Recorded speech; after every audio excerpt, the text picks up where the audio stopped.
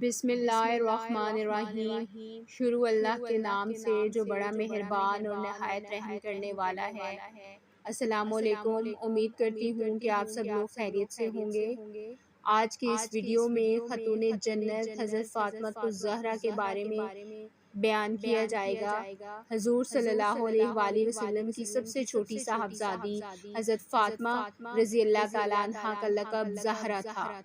ابن جوزی نے لکھا ہے کہ بعثت سے 5 برس پہلے خانہ کعبہ کی تعمیر جب ہو رہی تھی، آپ رضی اللہ تعالیٰ عنہ پیدا ہوئیں۔ بعض روایتوں میں ہے کہ نبوت سے تقریباً 1 سال بیشتر پیدا ہوئیں۔ حضرت فاطمہ رضی اللہ تعالیٰ عنہ جب 18 سال 5 ماہ کی ہوئیں تو ذی الحجہ 2 ہجری میں نبی پاک صلی اللہ علیہ وآلہ وسلم نے حضرت علی کے ساتھ ان کا نکاح کر دیا۔ روایت میں ہے کہ حضرت علی نے جب درخواست کی تو آپ صلی اللہ علیہ وآلہ وسلم نے حضرت فاطمہ کی مرضی دریافت کی۔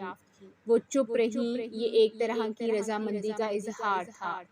آپ صلی اللہ علیہ وآلہ وسلم نے حضرت علی سے پوچھا کہ تمہارے پاس مہر میں دینے کے لیے کیا کچھ ہے؟ بولے کچھ نہیں۔ آپ صلی اللہ علیہ وآلہ وسلم نے فرمایا اور وہ ذرہ کیا ہوئی جو جنگ بدر میں ہاتھ آئی تھی؟ عرض کی وہ تو موجود ہے۔ آپ صلی اللہ علیہ وآلہ وسلم نے فرمایا بس وہ کافی ہے۔ حضرت عمر رضی اللہ تعالیٰ عنہ نے حضرت عثمان رضی اللہ تعالیٰ عنہ کے ہاتھ ان کو 480 درہم پر فروخت کیا اور قیمت لا کر حضور صلی اللہ علیہ وآلہ وسلم کے سامنے ڈال دی۔ حضرت محمد صلی اللہ علیہ وآلہ وسلم نے حضرت بلال کو حکم دیا کہ بازار سے خوشبو لائیں۔ زرہ کے سوا اور جو کچھ حضرت علی رضی اللہ تعالیٰ عنہ کا سرمایہ تھا وہ ایک بھیڑ کی کھال اور ایک بوسیدہ چادر تھی۔ حضرت علی رضی اللہ تعالیٰ عنہ نے یہ سب سرمایہ حضرت فاطمہ الزہرا رضی اللہ تعالیٰ عنہ کے نظر کر دیا۔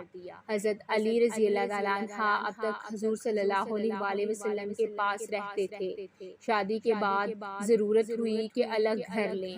حارثہ بن نعام انصاری رضی اللہ تعالیٰ عنہ کے متعدد مکانات تھے، جن میں سے وہ کئی مکانات حضور صلی اللہ علیہ وآلہ وسلم کو نظر کر چکے تھے۔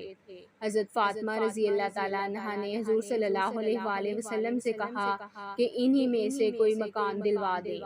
آپ صلی اللہ علیہ وآلہ وسلم نے فرمایا کہ کہاں تک، اب ان سے کہتے شرم آتی ہے۔ حارثہ نے سنا تو دوڑے آئے کہ حضور میں اور میرے پاس جو کچھ ہے سب آپ کا ہے۔ خدا کی قسم میرا جو مکان آپ لے لیتے ہیں مجھ کو اس سے زیادہ خوشی ہوتی ہے کہ وہ میرے پاس رہ جائے، غرض انہوں نے اپنا ایک مکان خالی کر دیا۔ حضرت فاطمہ رضی اللہ تعالیٰ عنہ اس میں چلی گئیں۔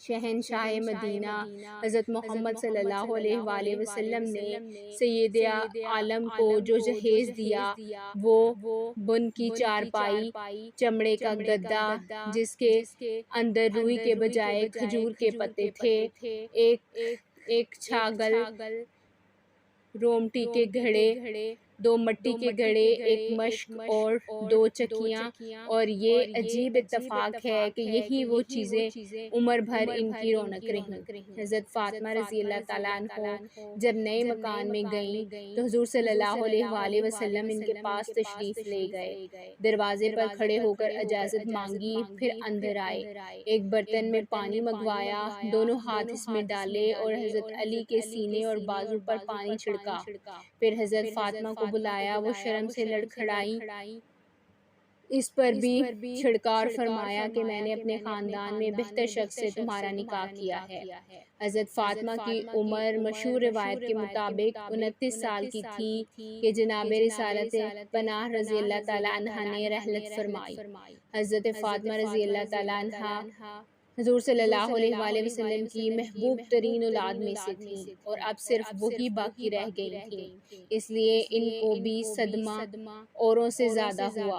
وفات سے پہلے ایک دن حضرت محمد صلی اللہ علیہ وآلہ وسلم نے ان کو بلایا، وہ تشریف لائیں تو ان سے کچھ کان میں باتیں کی، وہ رونے لگی، پھر بلا کر کچھ کان میں کہا تو ہنس پڑی۔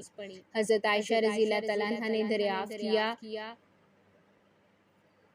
تو کہا پہلی دفعہ آپ صلی اللہ علیہ وآلہ وسلم نے فرمایا کہ میں اسی مرض میں انتقال کر جاؤں گا۔ جب میں رونے لگی تو فرمایا میرے خاندان میں سے سب سے پہلے تم ہی مجھ سے آ کر ملو گی، تو ہنسنے لگی۔ وفات سے پہلے جب بارہا آپ صلی اللہ علیہ وآلہ وسلم پر غشی طاری ہوئی تو حضرت فاطمہ رضی اللہ تعالیٰ عنہا یہ دیکھ کر بولی ابا، ہائے میرے ابا کی بے چینی۔ آپ صلی اللہ علیہ وآلہ وسلم نے فرمایا تمہارا باپ آج کے بعد بے چین نہ ہوگا۔ آپ صلی اللہ علیہ وآلہ وسلم کا انتقال ہوا تو حضرت فاطمہ رضی اللہ تعالیٰ عنہ پر ایک مصیبت ٹوٹ پڑی۔ جب تک وہ زندہ رہیں کبھی تبسم نہیں فرمایا۔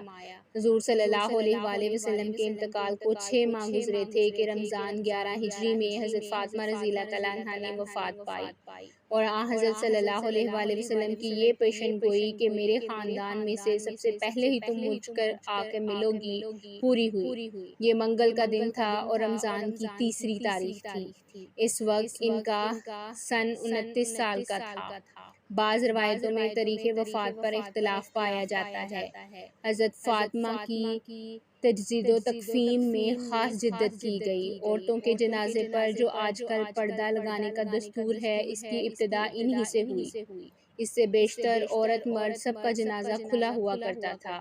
چنانچہ حضرت فاطمہ کے مزاج میں انتہائی حیا و شرم تھی، اس لیے انہوں نے حضرت اسماء بنت امیس رضی اللہ تعالیٰ عنہا سے وصیت کی تھی کہ کھلے جنازے میں عورتوں کی بے پردگی ہوتی ہے، جس کو میں ناپسند کرتی ہوں۔ اسماء نے کہا جگر گوشہ رسول، میں نے حبش میں ایک طریقہ دیکھا ہے، آپ کہیں تو اس کو پیش کروں۔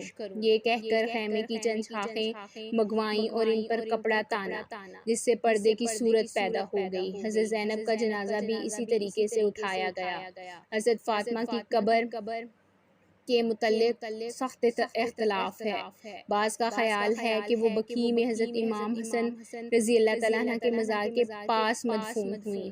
ابن زبالہ نے یہی لکھا ہے، اور مورخ مسعودی نے بھی اسی قسم کی تصریح کی ہے۔ مورخ مسعود نے 332 ہجری میں بقیع کی ایک قبر پر ایک کتبہ دیکھا ہے جس میں لکھا تھا کہ یہ فاطمۃ الزہرا کی قبر ہے۔ حضرت صلی اللہ علیہ وآلہ وسلم کی صاحبزادیوں میں صرف فاطمہ کو یہ شرف حاصل ہے کہ ان سے آپ صلی اللہ علیہ وآلہ وسلم کی نسل باقی رہی۔